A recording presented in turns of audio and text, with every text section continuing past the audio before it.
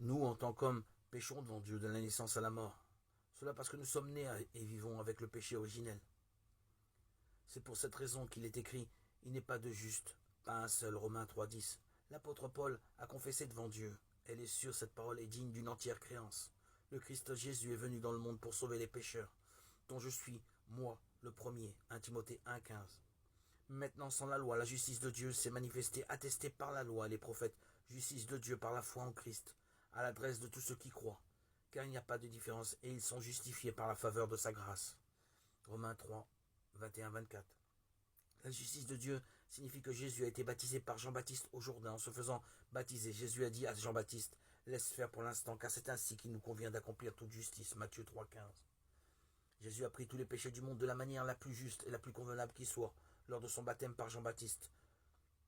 Après avoir baptisé Jésus, Jean s'est écrit « Voici l'agneau de Dieu qui enlève le péché du monde. » Jean 1,29. Que signifie le péché du monde? C'est le péché de toute l'humanité, depuis Adam et Ève, premier pécheur de l'humanité jusqu'au dernier homme sur terre, que ce soit du monde passé, présent ou futur. Jésus, qui est l'alpha et l'oméga, a pris tous les péchés du monde à la fois et a offert à Dieu le sacrifice éternel par sa mort sur la croix. Puis nous avons été sanctifiés. C'est écrit au passé composé et cela continue. Nous avons en fait été sanctifiés et sans péché dès l'instant où nous avons cru en Jésus jusqu'à maintenant et pour l'éternité. Dieu connaît pertinemment le début et la fin du monde, car il est le Dieu Tout-Puissant. Jésus a reçu son baptême il y a 2000 ans, mais il a pris tous les péchés que l'humanité a commis depuis le début, et ce jusqu'à la fin du monde. C'est pour cela qu'il a dit avant de mourir sur la croix, tout est achevé, Jean 19,30. Jésus a effacé tous les péchés du monde il y a 2000 ans, il est mort à la croix pour les effacer. Nous péchons encore même après avoir été sauvés, parce que notre chair est faible.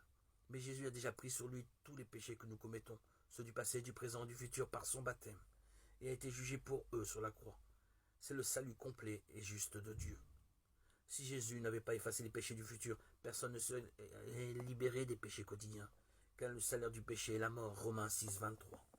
Lorsque Jacob et Ésaü étaient dans le ventre de leur mère, Dieu les a séparés en deux nations, alors qu'ils n'avaient pas encore rien fait de bien ou de mal.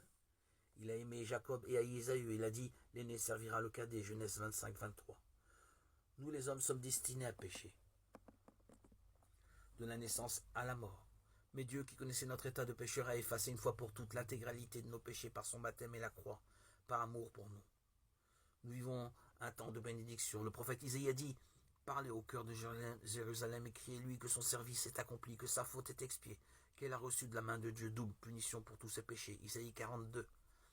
Le temps de l'esclavage du péché est révolu grâce à l'évangile d'eau et de la croix de Jésus. Désormais, ceux qui croient en cet évangile peuvent être sauvés du péché. Telle est l'alliance que je contracterai avec eux après ces jours-là. Le Seigneur dit, je mettrai mes lois dans leur cœur et je les graverai dans leurs pensées. Ni de leurs péchés, ni de leurs offenses, je ne me souviendrai plus.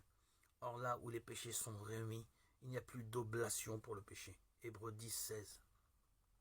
Comme Dieu a déjà effacé tous les péchés de l'humanité par l'intermédiaire de Jésus-Christ, il ne nous juge plus pour les péchés que nous commettons au quotidien.